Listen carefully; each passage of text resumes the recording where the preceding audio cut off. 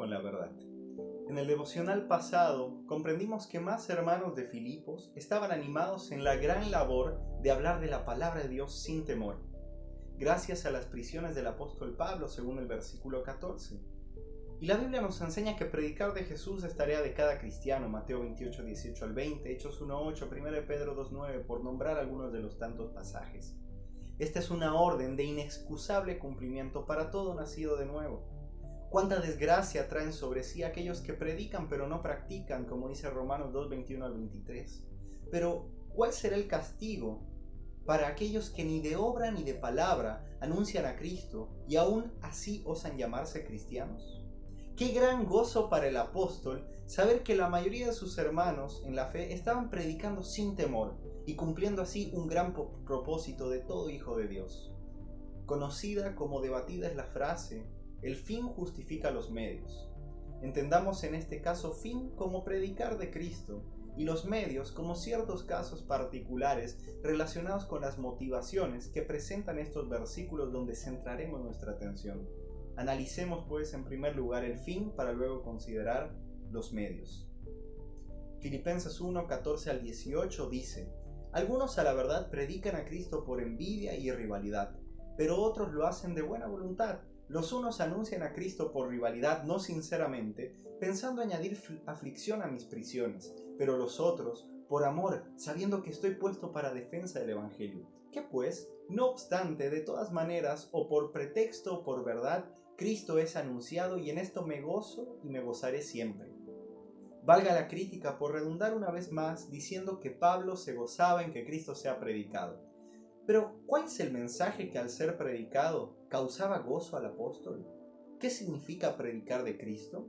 ¿Qué contiene tal mensaje llamado Evangelio en el versículo 12? ¿Acaso predicar de Cristo es simplemente decir que Jesús existió? ¡Claro que no! Miserable de aquel que piense que ser cristiano es simplemente creer en la existencia de Jesús. Tal persona delira y va rumbo al infierno, donde seguramente compartirá habitación con otros grandes creyentes, como lo son Satanás y sus demonios, según Santiago 2:19. Y es que este no es el mensajucho motivacional barato de los charlatanes vendehumo, tan comunes hoy y desde ya hace mucho.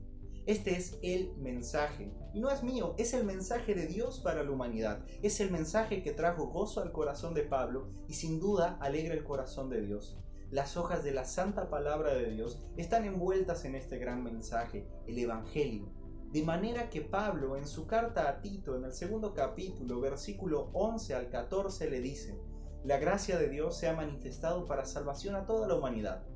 Y nos enseña que renunciando a la impiedad y a los deseos mundanos, vivamos en este siglo sobria, justa y piadosamente, mientras aguardamos la esperanza bienaventurada y la manifestación gloriosa de nuestro gran Dios y Salvador Jesucristo. Él se dio a sí mismo por nosotros para redimirnos de toda maldad y purificar para sí un pueblo propio, celoso de buenas obras.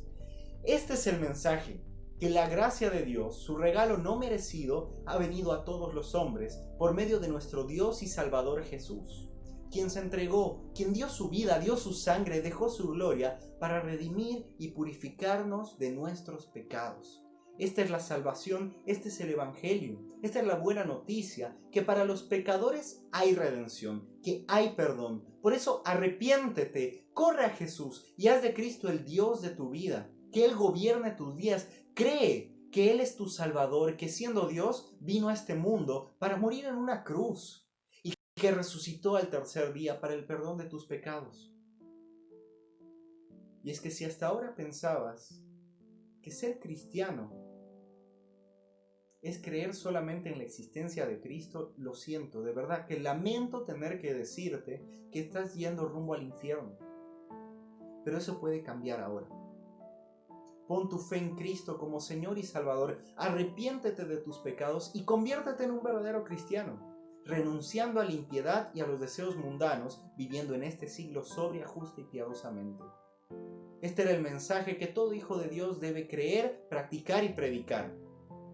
Clarificado esto, es momento de analizar el medio, por el cual algunos hermanos de Filipos predicaban el Evangelio, refiriéndonos como medio a sus motivaciones. Decía la palabra de Dios en Filipenses: predican a Cristo por envidia y rivalidad, no sinceramente, pensando añadir aflicción a mis prisiones. Pablo menciona algunas de las bajezas de aquellos que anuncian el Evangelio con las motivaciones erróneas. Envidiosos, contenciosos, falsos, dañinos, maliciosos, podríamos decir en otras palabras. Todo esto en contraste a con quienes proclamaban el Evangelio de buena voluntad y por amor. Es momento de pensar en nosotros. Cuando predicas de Jesús, si es que eres obediente y lo haces, ¿qué te motiva a hacerlo? ¿Tienes envidia de otros hermanos en la fe que anuncian el Evangelio? ¿Será que estás buscando alguna posición más elevada en tu iglesia, en tu denominación o en lo que sea, y por eso tomas la predicación como una competencia? Existen muchos siervos con aspiraciones a Señor. ¿Será que tú eres uno de ellos? El fin era bueno, el propósito era bueno, la meta era predicar a Cristo, eso estaba bien, pero sus motivaciones al hacerlo eran deplorables. De ninguna manera el fin justificará los medios, y Dios escudriña los corazones y prueba los pensamientos, Jeremías 17:10. Así que no caigas en el error de hacer cosas buenas, pero con malas intenciones, y así estar desagradando a Dios. Que Dios nos ayude a estudiar, cumplir y predicar su palabra, pero con las intenciones correctas. Espero este mensaje sea de bendición y desafío.